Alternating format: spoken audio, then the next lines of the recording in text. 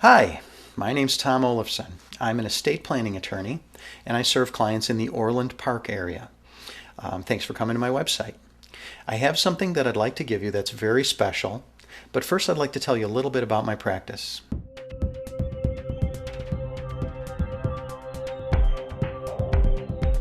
Another question that I often get is, what do I need to have in place in order to help my parents with their healthcare decisions? We usually recommend that there are 3 documents you should have. Number 1 is a living will, which is the don't put me on life support document. It's very simple. It only comes into play during the last moments of someone's life, and it doesn't often get looked at. The more important The more important document is called a durable power of attorney for healthcare, which actually names a person to stand in your place and talk to the doctors as though they were you. They stand in your shoes and have all the power that you have. They have the authority to stand between you and the doctor and say, wait a minute, I thought we talked about this, we're not going to give them that operation. Or how come you're not giving the medication we talked about? They have all that authority just as though they are you. It's a very important document, very powerful, and it's something that we recommend that everybody have. A living will is also important, but the power of attorney is more important.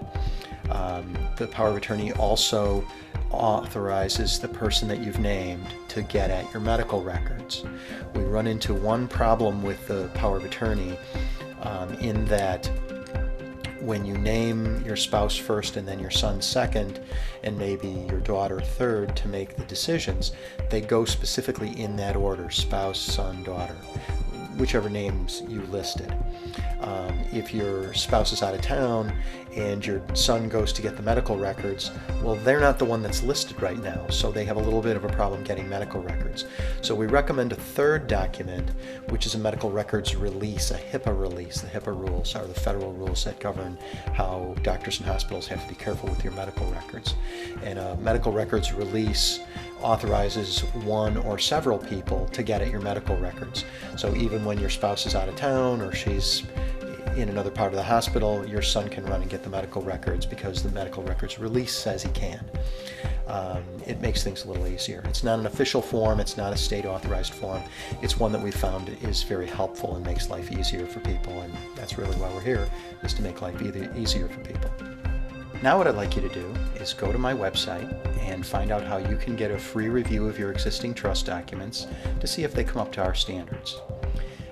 I can also arrange for you to get free access to 20 videos that answer your most often asked questions. They give you some guidance as to what you should be looking for. Now, if you don't have existing trust documents or you have a particular question that's been bothering you, you're welcome to call my phone number, which is 773-905-1193, and we'll set up a complimentary consultation.